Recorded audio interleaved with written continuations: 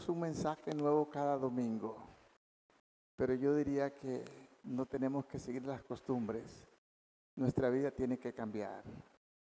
Nuestra vida tiene que amoldarse, no a lo que alguien enseña, amoldarse a la palabra de Dios. Tenemos hijos, tenemos familia, y ¿cómo vivió la familia de Jesús? Son culturas diferentes, pero la Biblia es la misma. Amén. La palabra es la misma. Vamos a orar. Recordarles solamente que otra vez los anuncios para los estudiantes. Martes sí tenemos clase. Bueno, yo no tengo clase. Las hermanas tienen ahí un tiempo de oración. No las hermanas.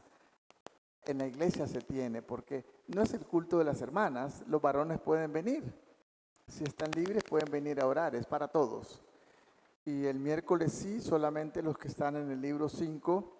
Y en la noche eso ya es para los pastores solamente. En línea sí estamos con la lección 8 de INSTE este miércoles.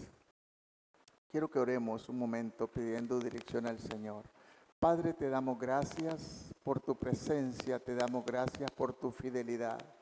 Te damos gracias, Señor, porque eres bueno, eres más que bueno, porque tu palabra dice que eres bueno en gran manera.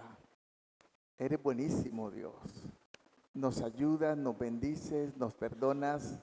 Y Señor, aún en los momentos más difíciles, cuando mereciéramos una disciplina, Señor, tú nos levantas. A veces lo haces, pero nos levantas, Señor, con amor y nos atraes, Señor, con cuerdas de amor, de misericordia.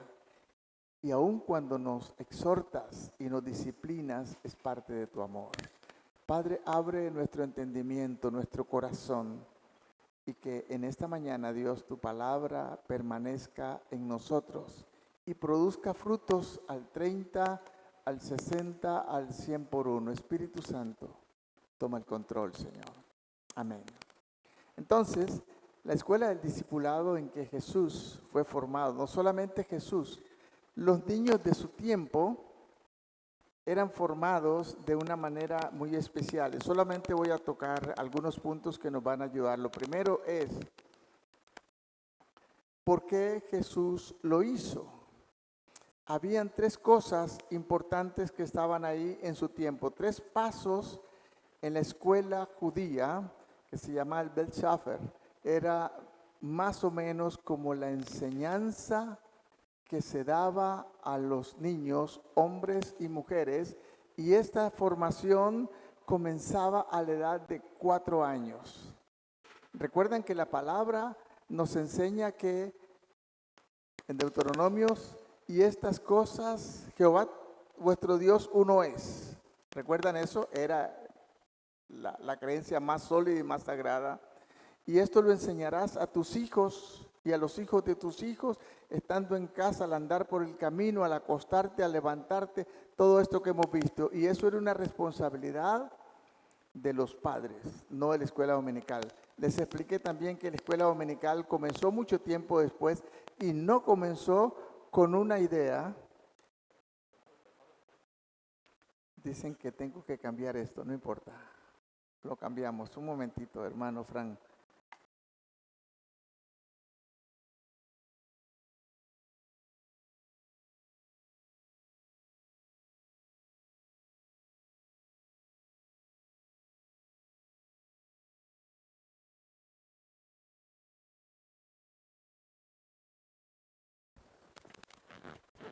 Hola, hola. Sí, está mejor. Bien, esa enseñanza comenzaba a los entre 4 y 5 años para niños, hombres y mujeres. ¿Y qué es lo que les enseñaban? La Torá, los 5 libros del Antiguo Testamento. Eso es lo que se le enseñaba a los niños. Comenzaba en la casa, pero luego iban a las escuelas donde estaban los maestros en las sinagogas que les enseñaban más específicamente. Lo veíamos en África, eso los musulmanes lo siguen haciendo no con la Biblia, sino con el Corán. Los niños los recogen desde muy chiquitos y los tienen ahí, claro, les hacen una injusticia peor, los mandan a pedir a la calle y cosas como esas. Pero los padres se los entregan a estos rabinos para que les enseñen la palabra, porque según ellos, Esta es la manera como van a estar más cerca de Dios.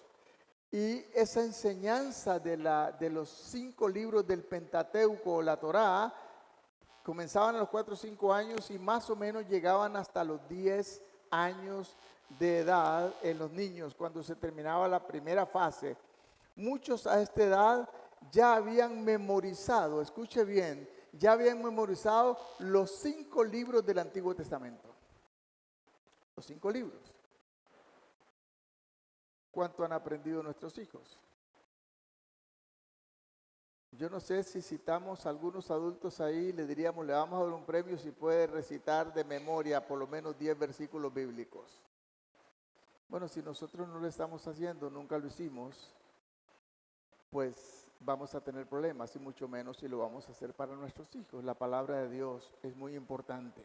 Entonces, esta del Schaffer comenzaba a los 4 o 5 años y hasta los 10 años los niños ya habían memorizado 5 libros del Antiguo Testamento.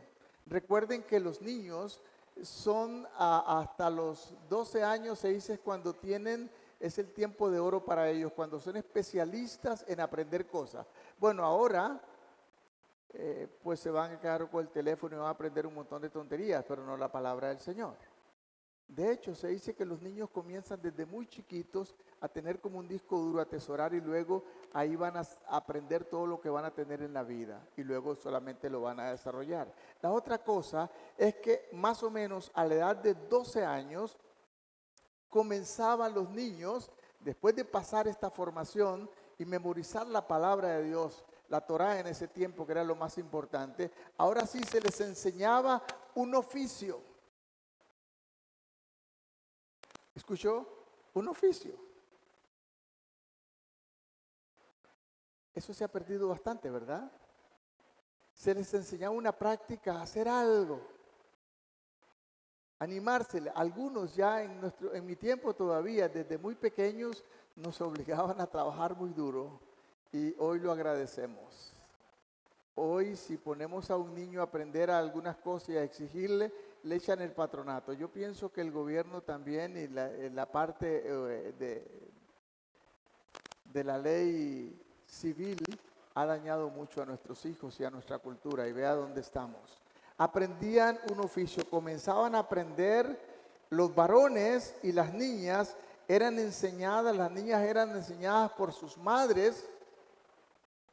Comenzaban con su casa, a hacer el oficio en su casa.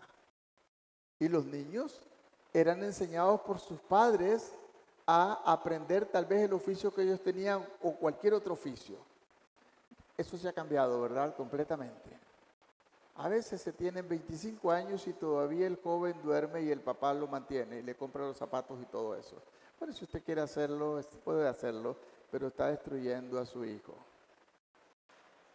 Estoy hablando de la cultura que ellos tenían antes. Esa era la cultura bíblica y se aplicaba todavía en el tiempo de Jesús. Ahora, los varones que se convertían a los 12 años, a los 12 años, los niños varones estaban ansiosos que llegaran a los 12 años. ¿Sabe para qué? ¿Alguien sabe para qué? Estudiantes de teología deberían saberlo. Porque se convertían ¿en qué? En los hijos de la ley. Y por primera vez podían entrar en el templo, en esta fiesta sagrada. Jesús estaba como todos los niños así, ansiosos. Podían ir al templo. Recordemos una historia. ¿Qué pasó cuando Jesús llegó a los 12 años al templo por primera vez? ¿Qué hizo? ¿Recuerdan? Se perdió. ¿Por qué se perdió? Porque estaba enseñándole, ¿a quién estaba enseñando? A los rabinos. Y usted puede decir, bueno, es que era Jesús. No, era un niño que había sido instruido según la costumbre judía. Sabía la ley, conocía la Biblia, por así decirlo, y podía hablar con los grandes. Y no solamente porque era Jesús, cualquier otro niño podía también hacerlo. Porque se sabían de memoria el Pentateuco. 5 libros del Antiguo Testamento. Bueno, usted puede decir, estos eran los judíos. El problema de ellos era el pueblo de Dios, hermanos. ¿De dónde venimos nosotros? No olvidemos que la salvación viene de los judíos, de donde viene Jesús. Quiero que leamos un pasaje que está en Lucas. Lucas capítulo 2, versículo 41 y versículo 42. Hoy quiero enseñar, y si hay preguntas usted puede preguntar. Y quiero hacer énfasis en esto porque para mí la niñez me afecta mucho, me toca. Hace muchos años, cuando era pastor en San José, yo recibí un sueño que me tocó muy fuerte. Y yo vi bajar de muchos lugares, de las colinas, de todos lados, niños de todos los tamaños. Hace muchos años, se fue antes de irme a África, y venían esposados y custodiados por soldados. Y en el sueño yo pregunté, ¿qué pasa con esos niños? ¿Por qué los tratan así? Y un soldado me dijo, no son niños, son criminales. Y eran niños muy pequeños. Bueno, fue un sueño. Pero eso he pensado, ¿hacia dónde están caminando nuestros hijos? ¿Y qué está pasando con ellos? Lucas capítulo 2, versículo 41 y versículo 42. Dice la palabra, e iban sus padres todos los años a Jerusalén a la fiesta de Pascua. Y cuando tuvo 12 años, lo que les estoy diciendo, subieron a Jerusalén conforme a la costumbre de la fiesta. Cuando tuvo 12 años, ¿por qué? Cuando tuvo 12 años Jesús, el varón, se convirtió en hijo de la ley. Muchas culturas mantienen esto diferente. Cuando estábamos en África hay varios ritos, y uno de los ritos, aunque no son cristianos, es el del nacimiento, la presentación de los niños y todo entre los musulmanes. Pero a cierta edad es cuando se dice que los niños toman los pantalones, se convierten en hombres. Y las niñas toman sus enaguas, se convierten en mujeres. Antes son niños. A partir de este momento se les trata ya no como niños, se les trata como los adolescentes, pero ya son hombres, tienen responsabilidad. Y las niñas son niñas, tienen responsabilidad en su casa, dejaron de ser niñas. Y estas culturas tienen esta costumbre. Por ahí teníamos un video cuando los niños toman los pantalones y las niñas toman sus enaguas. Para ellos es una fiesta hermosa, pero también es un gran compromiso. La aldea misma le rendía honor a estos jóvenes que se convertían en hombres y a estas niñas que se convertían en mujeres. No es que se casaban, se convertían en mujeres. Yo no sé si conocen ustedes alguna cultura que hace eso, pero qué interesante. Yo no sé cuándo los nuestros se convierten en qué. Deberíamos de pensar. Ok. La segunda cosa es el Bet Midrash. Literalmente era como el salón de clases donde los niños aprendían. Los más aventajados o de estos que habían aprendido hasta los 10 años los 5 libros de la Torá, del Pentateuco, pero que habían sobresalido, ellos podían continuar. En este momento, en este salón se les permitía empezar a interpretar pasajes bíblicos. Recuerdan que en la Biblia tenemos observación, lo que leemos ahí, pero también tenemos la interpretación de las palabras que no conocemos. Recuerda que la Biblia no fue escrita en ninguna lengua que nosotros conozcamos. Usted, digo a mis estudiantes, usted no puede interpretar la Biblia desde su barrio. Usted no puede interpretar la Biblia desde lo que pasa a su alrededor, porque va a errar. Usted tiene que interpretar y entender qué entendieron ellos, a los que se les dio la palabra, para poder aplicarla hoy. Porque si no, vas a errar y vas a decir algunas cosas que no son correctas. Pues ellos empezaban a interpretar algún pasaje del Antiguo Testamento y seguían con los estudios del resto de las Escrituras. Formalmente aprendían y perfeccionaban el oficio que se les estaba enseñando en la parte secular, pero también perfeccionaban en la Biblia. Quiero que veamos un pasaje que está en Marcos capítulo 6, versículo 3. Mire lo que dice la palabra del Señor. Es interesante. Marcos capítulo 6, el versículo 3. Dice de la siguiente manera: no es este, no dice el hijo del carpintero, está hablando de Jesús. No es este el carpintero, hijo de María. Posiblemente ya José había muerto, tal vez, cuando se escribe Marcos. Posiblemente Marcos haya sido el primer evangelio que se escribió. Pero ¿cómo lo llama la gente del pueblo? No es este el carpintero. ¿Quién le enseñó a Jesús el arte de carpintería? ¿Quién se lo enseñó? Gustavo, ¿quién cree que se lo enseñó? José, su padre. ¿Qué le enseña usted a su hijo o a su hija? ¿O lo deja ahí que aprenda cualquier cosa cuando le dé la gana? Bueno, nuestra cultura es diferente, pero yo no sé si es mejor. Era la cultura judía. La palabra nos enseña algo. No es este el carpintero. Entonces, ¿quién era el carpintero del barrio después de que posiblemente murió José? ¿Quién era el carpintero del barrio? Jesús. ¿A partir de cuándo empezaban a enseñarle a los niños el oficio? Después de los 10 años. La enseñanza bíblica comenzaba entre 4 y 5 años, hasta los 10 años, cuando ya más o menos habían memorizado la Torá. Los más aventajados ahora empezaban a interpretar y también se les empezaba a enseñar un oficio para la vida. Si usted quiere enseñarle algo a alguien de oficio cuando tiene 20 años, es demasiado tarde. Se va a enojar con usted y no va a aprender nada, ni quiere. Hay un dicho que dice por ahí: el enfermo no quiere ni hay que darle. Demasiado tarde. Es más, los niños cuando son pequeños están imitando. Las niñas salen con los zapatos de la mamá y los niños se ponen los zapatos del papá y quieren ayudar y todo. A veces mi esposa dice: espérense que crezca. Bueno, no debe ser así. Deberíamos de estimularlos cuando son pequeños. Hay niñas que se suben altísimo a tratar de lavar los platos. Ponle a lavar cuando tiene 14 años, ya no quiere. Enséñale cuando comienza. Eran muy sabios los judíos, ¿no? Eran muy, muy sabios en sus costumbres. Bien, pero sigamos adelante. Esta etapa llegaba más o menos, y ahora sí tenemos una competencia fuerte. Más o menos esta etapa llegaba hasta los 16 años en la cultura judía. Ya habían memorizado, para algunos, escucha, aunque le parezca mentira, todavía hay algunos pastores que saben esto.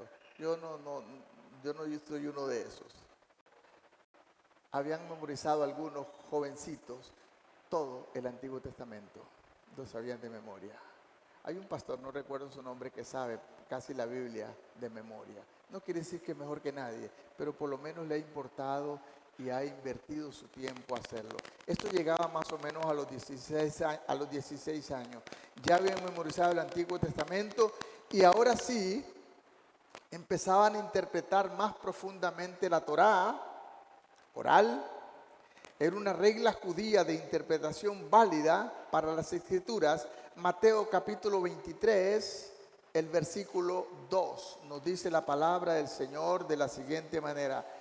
Y le llamaban de esta manera: en la cátedra de Moisés se sientan los escribas y los fariseos. Ahí se sentaban los grandes, no con Biblia en mano.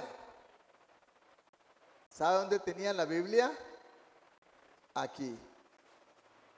Y ahí discutían e interpretaban lo correcto de las Escrituras, aunque algunos terminaron haciendo reglas bárbaras que Jesús después les criticó, porque hicieron un montón de reglas, más de 600, y que estaban por encima de la Biblia. También se tiene el error. No quiere decir que porque usted sepa mucha Biblia, eso significa que usted es muy cristiano.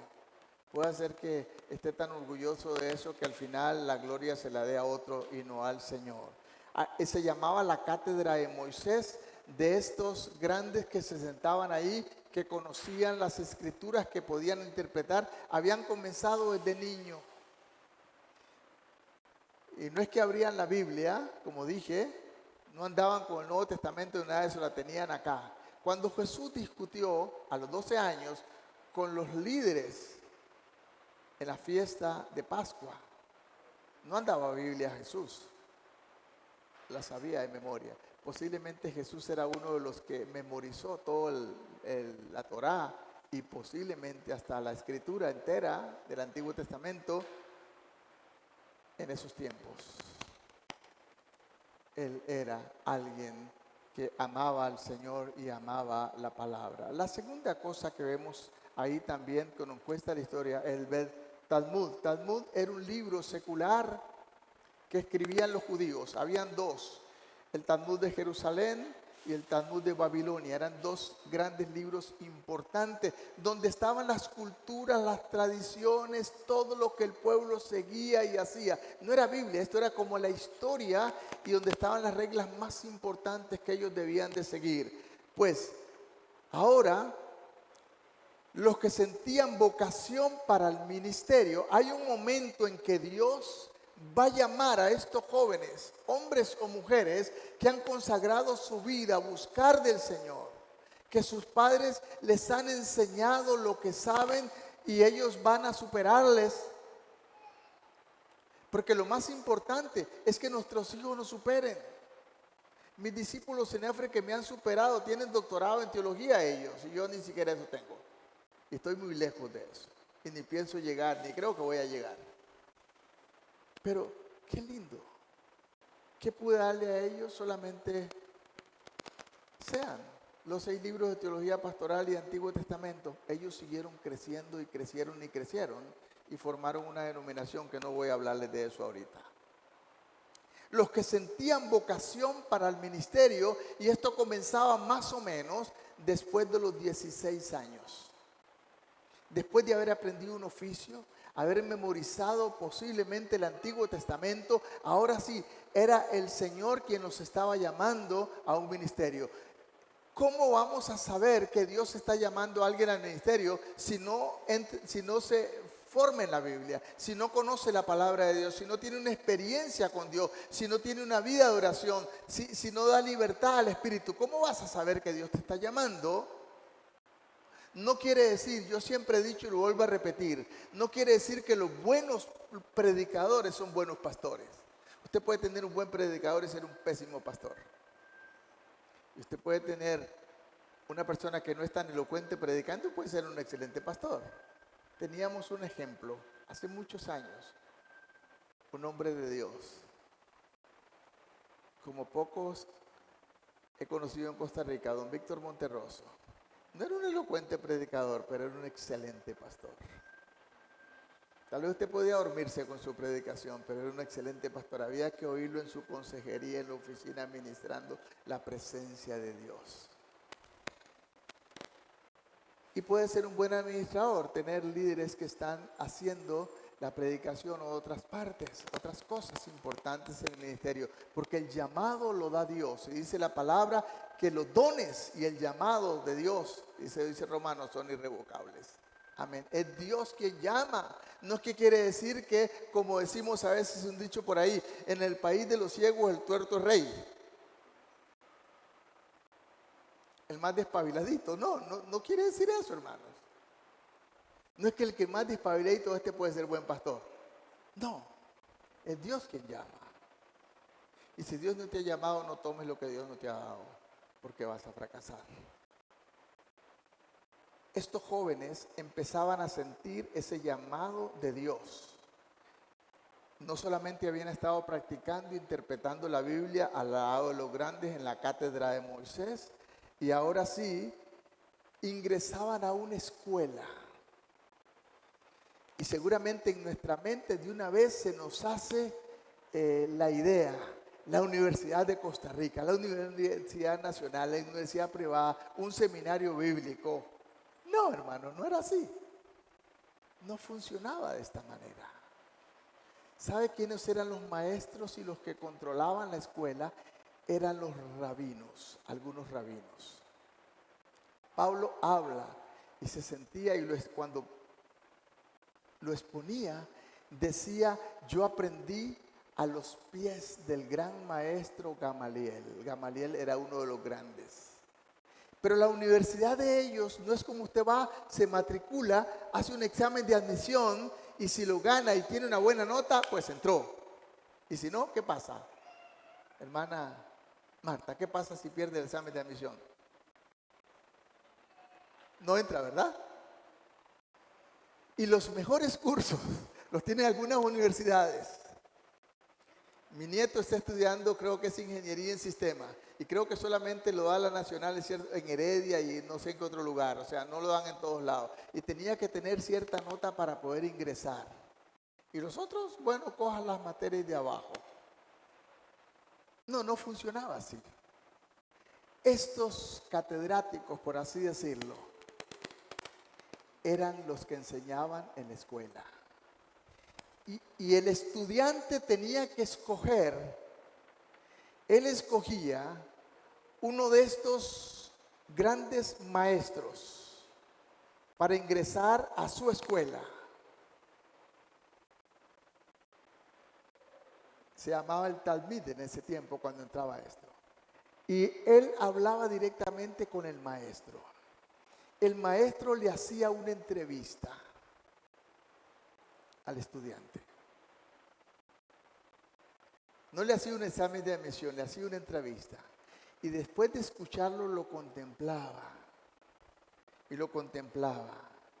Y se hacía la pregunta él, el maestro. Es que este muchacho es capaz de aprender lo que yo sé. Se hacía la pregunta, es que este muchacho es capaz de aprender lo que yo sé. Si él veía que no era capaz, lo rechazaba. Perdió el examen de admisión. ¿Qué les parece?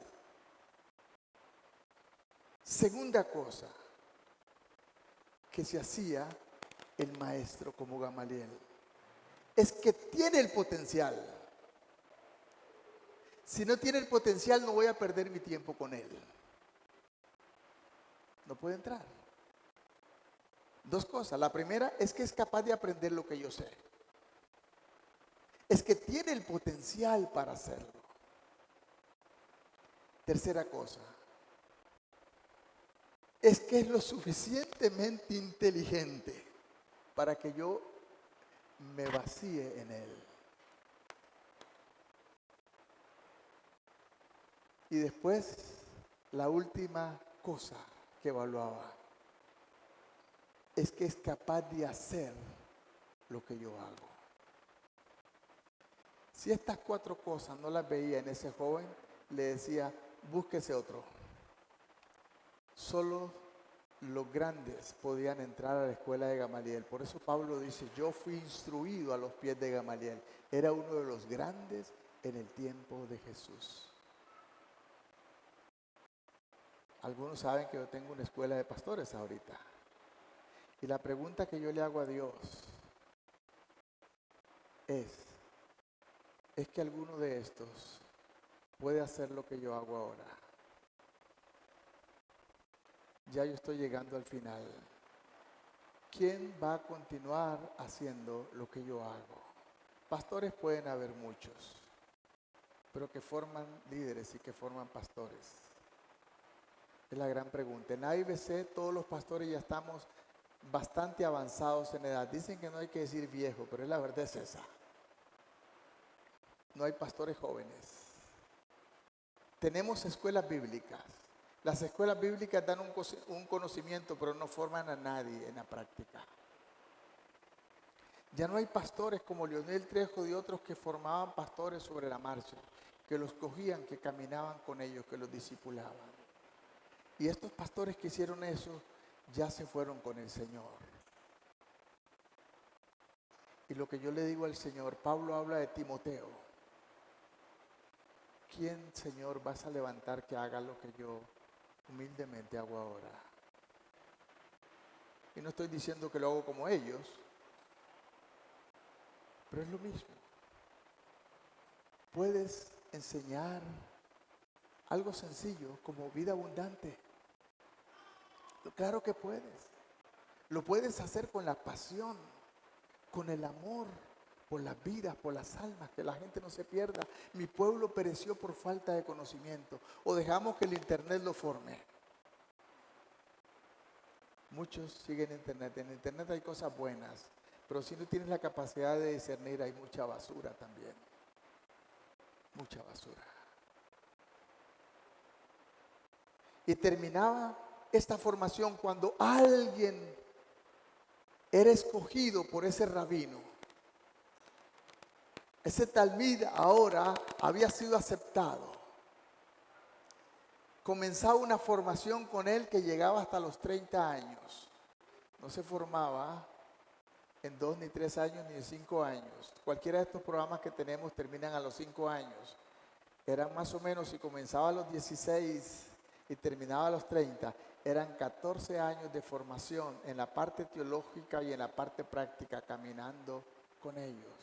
Jesús hizo una formación rápida de 3 años, pero sabe una cosa, para algunos, los que estudiaron la vida de Pablo se dan cuenta que cuando Pablo se convierte al Señor, Jesús lo toma, y eso lo dice la Biblia en Gálatas, lo lleva al desierto por 3 años. No se sabe dónde, Él no nos cuenta, y el Señor lo forma. Aún después de que el Señor se había ido, lo lleva al desierto y le da una formación de 3 años.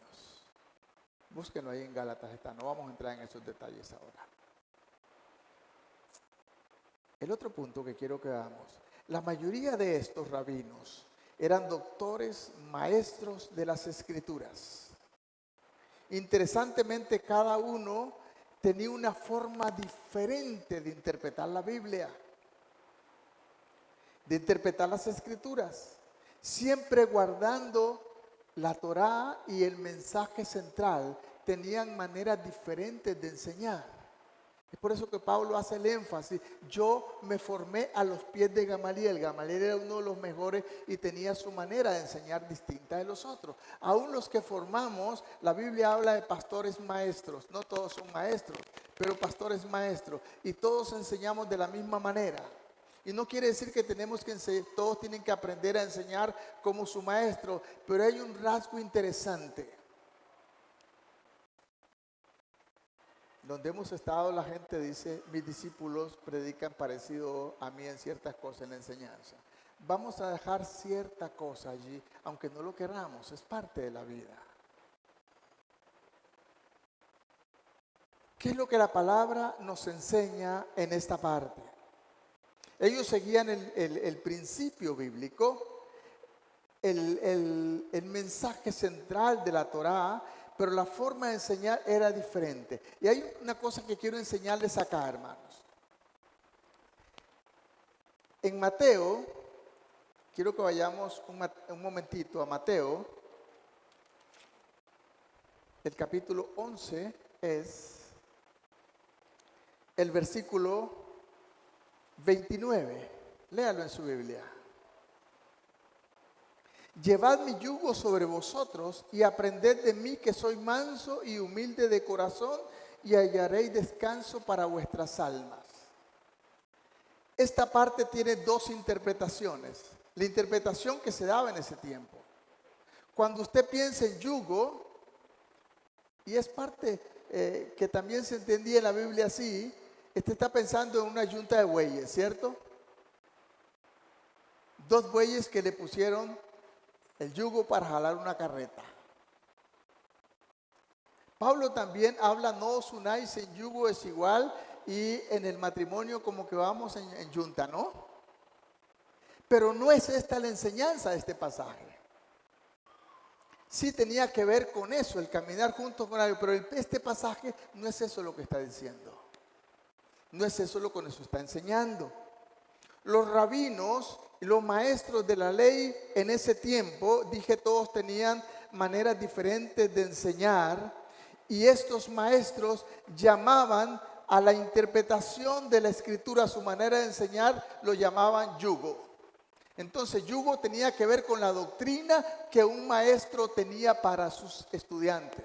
Entonces, este pasaje tiene 2 interpretaciones, que sea una yunta de caminan juntos, pero tiene que ver también con la enseñanza que tenían ellos. Y esto no era al buey, por así decirlo. El buey no tiene el yugo porque le gusta, usted se lo pone para que caminen yuntados. Pues esta interpretación de yugo era voluntaria. Ellos habían decidido someterse a este maestro y voluntariamente caminar con su enseñanza. Ahora el maestro y el alumno estaban en lugares diferentes, pero la enseñanza iba a pasar a ellos hasta que Él se convirtiera en un maestro y también enseñara. Entonces la enseñanza que ellos tenían la llamaban yugo. Pues cuando Jesús está hablando de yugo, está hablando de su enseñanza. Llevad mi enseñanza sobre vosotros y aprended de mí, que soy manso y humilde de corazón. El discípulo aprendía de su maestro conforme a su comportamiento y conforme a su caminar. De hecho, debían de imitarle. Sed imitadores de mí, dijo el apóstol Pablo, como yo lo soy de Cristo. Entonces, este pasaje propiamente no tiene que ver con que le pongan el yugo y jale como una yuntebueye. Tiene que ver con la enseñanza de Jesús, con la vida de Jesús, lo que Jesús nos está enseñando, la doctrina del maestro. ¿Dónde comienza esta enseñanza? Comienza en la casa, con nuestros hijos, hermanos. Y con los que sienten la pasión de enseñar a los hijos, con maestros responsables, no que alguien se le inventó cualquier cosa y ni siquiera estudia la lección y va y entretiene a los chiquitos. Y si los entretiene, al fin y al cabo no es su responsabilidad, es la suya como papá y mamá enseñar a su hijo. Ellos enseñaban esta costumbre. La diferencia de Jesús y los otros rabinos, veamos lo que dice Marcos. Marcos capítulo 3, el versículo 14. Bendito sea el nombre del Señor. Marcos capítulo 3, el versículo 14. Dice la palabra: y estableció a 12 para que estuviesen con él, para enviarlos a predicar. De estos Jesús tenía muchos discípulos, tal vez más de 100, porque en el libro, en la carta de Lucas, el capítulo 10, dice que envió a 72. Eso significa, eso fue en Perea, que tenía mucho más. Pero acá está escogiendo de esa multitud que tenía, escoge a 12 para que fueran sus talmid, para que llevaran su yugo. ¿Qué era llevar su yugo? Llevar su enseñanza, su vida, su experiencia, ser su ejemplo, imitarlo cada día en el andar cotidiano. Qué interesante. La palabra está allí. El problema es que a veces no le ponemos cuidado. El capítulo 15 del Evangelio según San Juan y el versículo 16 nos enseña algo muy interesante. Capítulo 15, versículo 16, dice la palabra: no me elegiste vosotros a mí. No me elegiste vosotros a mí, dice Jesús. ¿Quién los eligió? Yo. ¿Quién elegía a los discípulos en estas escuelas del tiempo de Jesús? ¿Quién elegía a los discípulos? ¿Los discípulos elegían al maestro o el maestro elegía a ellos? ¿Recuerdan las 4 cosas que él analizaba? Es que puedo reproducirme en él, es que él puede aprender lo que yo le voy a enseñar, es que realmente tiene la inteligencia para hacerlo, es que ese muchacho es capaz de hacer lo que yo hago. Si no veía eso, no. En el tiempo de Jesús había muchísima gente y, como les dije, Jesús tal vez tendría unos 100 discípulos o tal vez más, cercanos a él, no las multitudes, cercanos a él, porque cuando envió a los 70 o 72, no es que no sabían nada, eran discípulos de Jesús, los envió. Cuando eligió el reemplazo de Judas, dice, la palabra nos dice, escogió a uno que había estado con ellos desde el bautismo de Juan. O sea, era un grupo más grande, hermano. Pero de ese grupo escogió a 12. Y dice que para escoger a los 12, Jesús pasó toda la noche orando para saber cuáles eran. Dentro de esa multitud, Jesús vio, seguramente nosotros hubiéramos dicho, a Pedro no lo escogemos porque era un problema.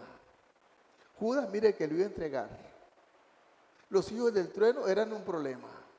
Y podríamos ver un montón de defectos en todos estos 12 que Jesús escogió. Bueno, usted y yo tenemos un montón de problemas y el Señor nos llamó. y nos escogió. Él lo sabe todo, hermano. Él conoce el corazón. ¿Recuerdan cuando el profeta Samuel estaba en la casa de Esaí? Porque iba a elegir el rey. Ahí los que habían sido soldados, los hijos importantes, el padre los trajo. Y al pequeñito que ni siquiera pensaba que era capaz de nada, lo tenía ya cuidando las ovejas. Ni siquiera lo llamó a una reunión tan importante como esta. Y aún el profeta se equivocó. Cuando el primer hijo pasó, dijo: delante de ti está tu ungido. Y Dios le dice: yo no veo lo que tú miras. Tú miras lo que está delante de tus ojos, pero yo el corazón este no es. Y se quedó callado el profeta. El que sigue, el que sigue, el que sigue, el que sigue. Pasó a 6. Ninguno es. ¿No tiene más hijos? Sí, tengo un muchachito, pero esto es para grandes y para gente. Esto es importante. Él está ya cuidando las ovejas. Pues no nos sentaremos a la mesa hasta que este no venga. Y ese era. Yo no sé cuántos pastores pueden haber acá sentados todavía. Que ni importancia les tomamos. Dios conoce el corazón.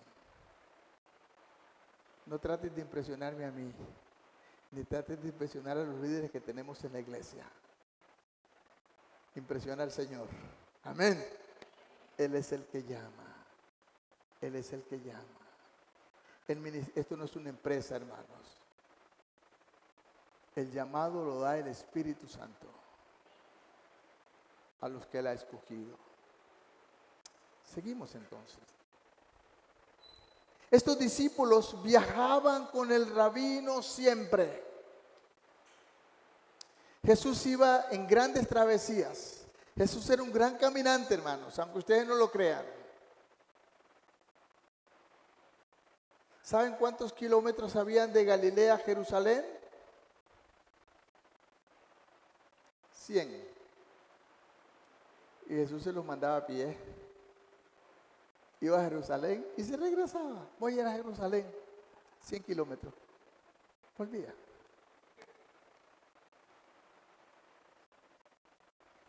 Interesante. Y los discípulos con él. Y dice que viajó por toda Galilea, predicando el evangelio. Y en el último año, antes de regresar a Jerusalén, vemos no quiero decirles el nombre, los retiros que hizo para ir de diferentes lugares al monte Hermón, y iba para allá, atravesaba el río Jordán, atravesaba el lago de Galilea y subió a Tiro y Sidón, y ahí ocurrieron una serie de milagros, pero eran grandes caminatas. Jesús era un gran caminante, hermanos. Seguro estaba en forma.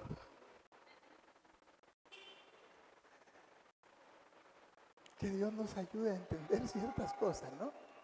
Y sus discípulos iban con él.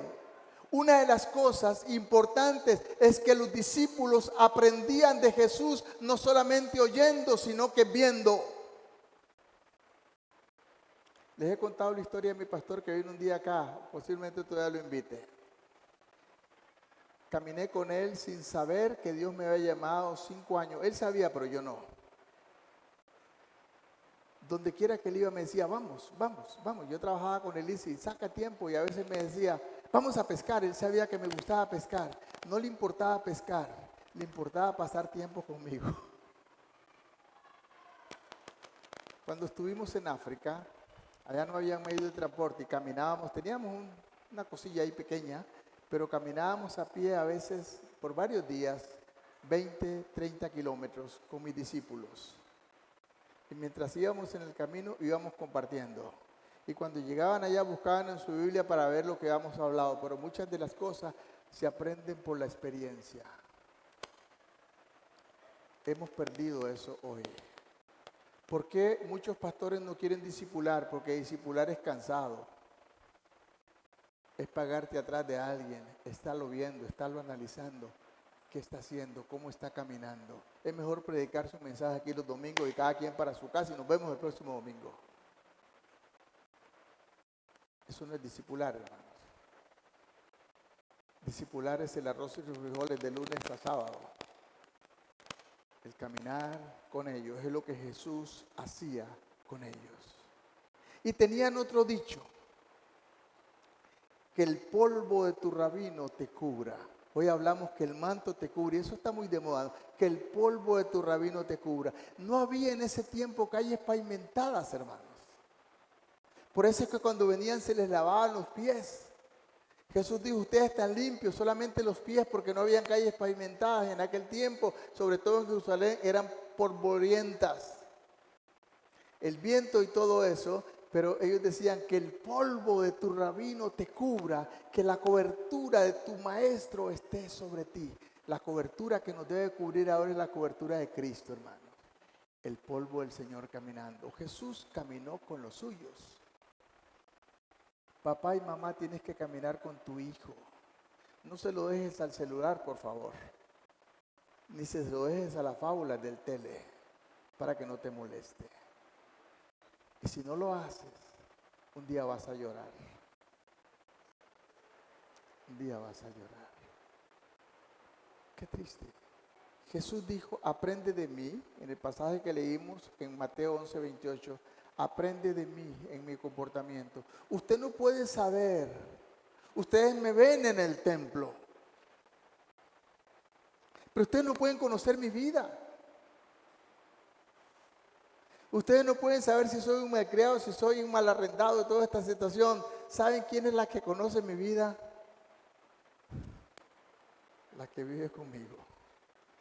Qué fácil es tener una apariencia acá.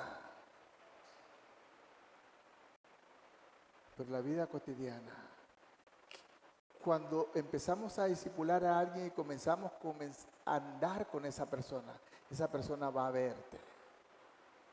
Y tarde o temprano se te va a salir lo difícil. Y tarde o temprano se te va a salir las cosas que están ocultas en esta experiencia cotidiana. Por eso he dicho, usted se ganó un creyente, discípulelo usted, camine con él, esté con él, que lo vea. Es tu responsabilidad delante de Dios. Y las buenas o malas costumbres que tiene tu discípulo las va a aprender de ti, las va a ver. ¿Qué dijo Jesús? Aprende de mí en mi enseñanza, que soy manso y humilde de corazón, y hallaréis descanso para vuestras almas. Qué interesante, hermanos. Su enseñanza se aplica. Mateo capítulo 14, el versículo 26. Mateo capítulo 14, el versículo 26. Y los discípulos, viéndole andar sobre el mar, se turbaron diciendo, un fantasma, y dieron voces. Y he escuchado muchas enseñanzas sobre esto. ¿Cuándo fue? Cuando Jesús caminó sobre el mar. La enseñanza de los rabinos, el yugo de los rabinos, era no solamente enseñanza, sino la experiencia de vida. ¿Y qué fue lo que dijo Pedro? Pedro había caminado con el Señor. Están ya al último, el tercer año del ministerio, cuando Jesús va a morir.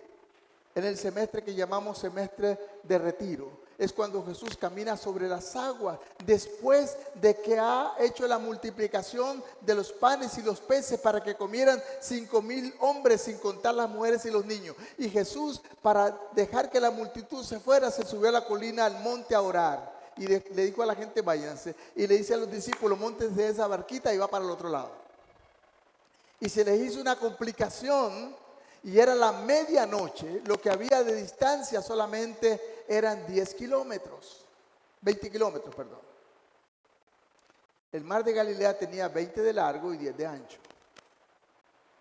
Y cuando están caminando, ahí soplaba una revuelta de viento en cualquier momento y la cosa se ponía difícil. Y no avanzaron mucho. Y como a la medianoche, ven que alguien camina sobre las aguas y se asustan. Era el maestro que bajó donde estaba orando y iba caminando sobre las aguas. ¿Y qué es lo que dice Pedro? Pedro hacía lo que veía hacer a su maestro. Y cada uno de ellos imitaba en la práctica lo que el maestro hacía. Hemos perdido esas costumbres. ¿Y qué es lo que le dice Pedro? Si eres tú, Señor, Pues debo imitarte. Manda que yo camine sobre las aguas también. Usted podría decir, Pedro es un aventajado. No, era un discípulo del maestro. Él debía hacer lo que el maestro hacía. Y la palabra nos lo dice en Juan. Las cosas que yo hago, dijo Jesús, ustedes las harán y aún mayores porque yo voy al Padre. Es enseñanza bíblica, hermanos. ¿Y qué pasó? ¿Qué le dijo Jesús? No, esto es para mí. Tú eres un simple ser humano, tú no puedes hacer esto, caminar sobre las aguas. No, no, no. ¿Qué le dijo Jesús? Pues ven. ¿Y qué hizo Pedro? Se bajó. ¿Y qué pasó? ¿Pudo caminar o no pudo caminar? Sí pudo caminar, estaba caminando sobre las aguas.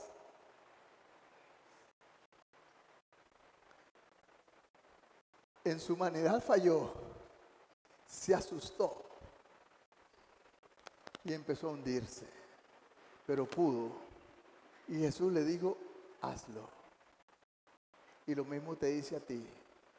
La palabra dice, y lo vamos a ver ahorita, las cosas que yo hago, ustedes las harán también. ¿Y qué dijo Jesús? Mayores. ¿Sabe una cosa? Los discípulos de Jesús hicieron cosas mayores que las que Jesús hizo. Dice la palabra que solamente caía la sombra de Pedro sobre los enfermos y se levantaban. Nunca hizo eso Jesús. Jesús resucitó muertos, Pedro resucitó muertos. Y es algo que sigue ocurriendo hasta el día de hoy. Los musulmanes dijeron esto. Un marabú musulmán, que es uno de los líderes religiosos, dijo, todo lo que dice la Biblia de Jesús es cierto. El problema es que Jesús se fue al cielo y se llevó con él su poder. ¿Sabe por qué? Porque no ve poder en la iglesia, sencillamente eso. Se fue al cielo y se llevó su poder. ¿Eso es verdad? No, hermanos, eso no nos enseña la Biblia. Eso no es lo que la Biblia nos está enseñando. Quiero que vayamos a este pasaje rapidito, San Juan, capítulo 14, el versículo 12. Quiero que lo ponga ahí en la pizarra y que todos lo leamos. Y que usted le diga, Señor, si eso es verdad, porque es tu palabra, claro que es verdad. ¿Qué nos está pasando? ¿Dónde estamos? ¿Qué va a ocurrir? ¿Qué tenemos que hacer, Señor? Perdona nuestra incredulidad. Que dice, de cierto digo, el que en mí cree, las obras que yo hago, ¿qué dice? Él las hará también. Y aún mayores hará. ¿Por qué? Porque yo voy al Padre. Entonces, ¿por qué nos está ocurriendo todas estas cosas? Porque somos orgullosos. Porque Dios guarde, eso ocurre, nos tiramos para arriba y creo que le quitamos el lugar a Jesús. Aprended de mí, dijo Jesús, que soy manso y humilde de corazón.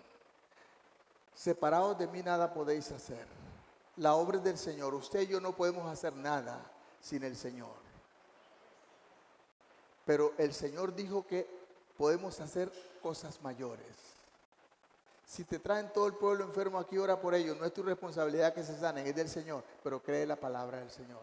Las cosas que yo hago, los que en mí creen las harán y mayores, porque yo voy al Padre. Y eso ocurrió con los discípulos. ¿Podemos ser como Jesús realmente? No solamente podemos, sino que es un requisito cristiano, hermanos. No solamente podemos, sino que es un requisito de parte de Dios como cristianos. Estamos a veces esperando que el pastor venga y ore por nosotros. ¿Por qué no ora usted? ¿Por qué no llama a cualquier hermano y ora? Y si Dios no te está usando, pues entonces empieza a buscar del Señor. El problema es que queremos las bendiciones de Dios, pero no queremos al Dios de las bendiciones. Primero Dios tiene que reinar en tu corazón. Primero tiene que ser el Señor de tu vida. Primero tiene que estar en el primer lugar. Y ahora sí Dios va a usarte. Dios no te va a dar algo que te va a destruir. Usted no le da la maquinilla de afeitarse al niño de 3 años aunque llore, porque se va a lesionar. Dios no te va a dar ciertas cosas porque te vas a lesionar. Primero, aprende a entrar a la presencia del Señor. En la presencia del Señor no hay demonio que te haga daño, pero aprende a convivir con Él. Aprende a experimentarle a Él. En Hechos 4:13, y con esto estoy terminando, en Hechos 4:13 nos dice la palabra del Señor de la siguiente manera. Entonces, viendo el denuedo, la pasión, la entrega que había en Pedro y en Juan, y sabiendo que eran hombres sin letras, no eran los capacitados en una universidad, no tenían ciertos títulos académicos, pero tenían a Cristo en el corazón y la experiencia con Él, que eran hombres, viendo el denuedo de Pedro y de Juan y sabiendo que eran hombres sin letras y del vulgo, no eran la gente más importante, se maravillaban y reconocían que habían estado con Jesús, que habían caminado con Jesús. Lo más importante es que el pueblo, que tus vecinos, que tu familia se den cuenta que usted está caminando con Jesús, que tu vida es así porque el Señor la ha cambiado. Pero tristemente solamente vemos gente que viene a la iglesia. Una vez me dijo una señora, se lo dijo esto y creo que la hermana Katia se da cuenta, era una vecina de ella. Me dijo, ¿sabe una cosa? En la iglesia de ustedes hay brujos. Yo no sé, la señora habla un montón de tonteras. Y le dije, ¿cómo que hay brujos? Dice, sí, pues yo los veo entrar en la iglesia. Yo no sé a quién se refería. Era una manera de hablar. Era una manera de criticar. Pero hermanas, ¿qué está viendo el mundo en usted y en mí? ¿Qué está viendo con los que aquí entran? A veces estamos pensando, bueno, es que este hermano no se ha bautizado, es que este hermano todavía no se ha casado, es que este hermano todavía no ha modificado ciertas cosas. ¿Sabe una cosa? Para la gente del mundo ellos no saben nada de eso. Ellos solamente saben que usted entra aquí. Y si usted entra aquí, usted es de nosotros. Amén.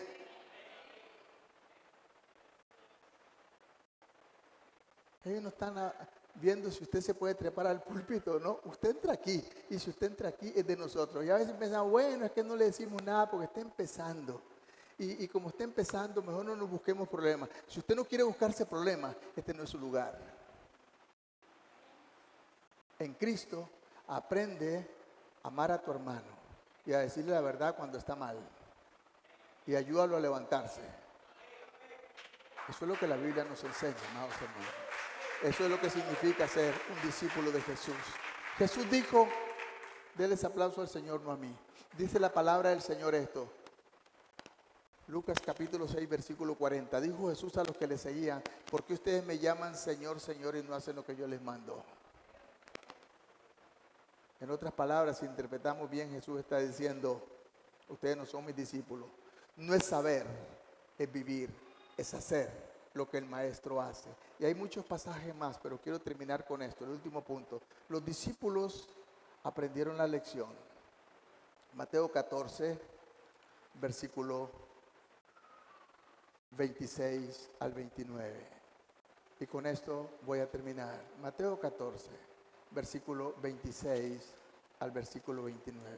¿Qué fue lo que los discípulos realmente aprendieron del maestro? Bendito sea el nombre del Señor y que su palabra permanezca en nuestras mentes y en nuestros corazones para vivirla para su gloria. Dice el versículo 26, y los discípulos viendo andar a Jesús sobre el mar se turbaron diciendo un fantasma y dieron voces de miedo. Pero enseguida Jesús les habló diciendo, tened ánimo, soy yo, no temáis. Entonces respondiendo Pedro dijo, Señor, si eres tú, manda que yo vaya a ti sobre las aguas. Y él le dijo, ven. Y descendiendo Pedro de la barca andaba sobre las aguas para ir a Jesús. Pero al ver el fuerte viento tuvo miedo y comenzó a hundirse. ¿Cuántas veces el Señor empieza a usarnos pero nos llenamos de miedo? Les he contado muchas veces la historia de uno de mis amigos misioneros en África, un tico. El Señor, uno de los milagros que ocurre mucho en África es la resurrección de muertos. Y el Señor le dijo a este compañero, a este amigo, a este hermano en Cristo, quiero que ores por ese hombre. Era un discípulo suyo, recién convertido en la aldea de los Soninké. Le dijo, quiero que ores por él, porque yo lo voy a resucitar. Él se asustó tanto y le dijo, Señor, Dime en qué momento oro. Y el Señor no le dijo nada más. Allá hay la costumbre de que el muerto se le lava, se le mete en el servicio sanitario, se le deja ahí hasta que van a hacer el huequito allá donde lo van a enterrar, lo envuelven en una sábana, lo llevan en una camilla y lo meten ahí. Cuando lo bañaron, él dijo, Señor, ¿cuál es el momento de orar? El Señor guardó silencio.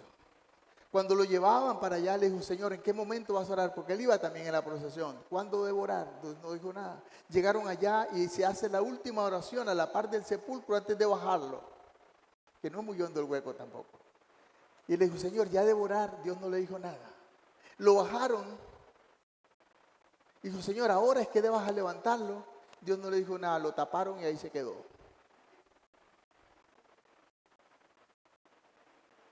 Un buen tico, ¿no? Parecido a nosotros.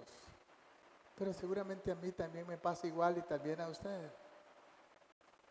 Dios quiere usar hombres y mujeres que están dispuestos a hacer el ridículo con tal de obedecer al Señor. Amén. Dios está dispuesto a usar hombres y mujeres que no se miran a sí mismos, que miran al Señor y que declaran su palabra y actúan conforme a su palabra. Prediqué, recuerdan el mensaje que mueve montañas, la experiencia. Y conforme vas experimentando con el Señor, Dios te va levantando. Si Dios te usa, oras por alguien y se sanó el dolor de cabeza, mañana se va a sanar del dolor de estómago y después no tienes ningún temor para hablar al cáncer y decirle, en el nombre del Señor te vas. Pero si ni siquiera has orado por el dolor de cabeza, no le vas a hablar al cáncer. Vamos a orar, hermanos, póngase sobre sus pies. ¿Qué vamos a hacer con esta palabra? ¿Qué vamos a hacer con el yugo del Señor? Que es la palabra del Señor. Imitémosle como Él dijo, que Él es manso y humilde de corazón. Póngase sobre sus pies, hable con el Señor. Dile, Señor, perdóname. Yo también se lo digo, Señor, perdónanos. Porque te hemos fallado, Señor. No hemos creído tu palabra, Señor. No te hemos creído a ti, Señor. Y muchas veces estamos caminando en nuestra carne, en nuestras pasiones, en lo que nosotros entendemos.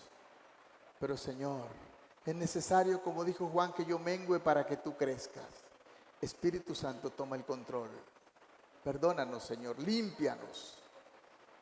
Y permite que tu gracia fluya a través de nuestras vidas. Úsanos como instrumentos en tus manos, pero la gloria es tuya, Señor. Nosotros nada vamos a hacer más que obedecerte. Y cuando tú actúes, Señor, eres tú, porque eres el Señor. Gracias. Bendice esta iglesia, Señor. Padre, estamos orando por este pueblo de Orotina, Señor. Usa esta iglesia, cantamos el canto, somos el pueblo de Dios, nacidos para anunciar las virtudes de aquel que nos llamó de las tinieblas a la luz. Pero es que lo estamos haciendo, solo estamos cantando. Perdónanos, Señor, porque a veces solo estamos cantando. Y no solamente es ver, sino hacer. Dios quiere que seamos como tú, Señor, que te imitemos. Llévanos con bien a nuestros hogares. Y que esta palabra, Señor, permanezca y dé frutos. Oro por los padres para con sus hijos, Señor. Tenemos una gran responsabilidad, sobre todo los que tienen hijos pequeños. Los que ya tenemos hijos que crecieron humanamente, Señor, lo que hicimos bien o mal, perdónanos. Pero como pastor, todavía tengo hijos espirituales por los cuales debo luchar, orar e invertir mi vida, Señor, para que tú les uses para tu gloria. Amén y amén. Que podamos saludarnos en el amor de Cristo, amados hermanos.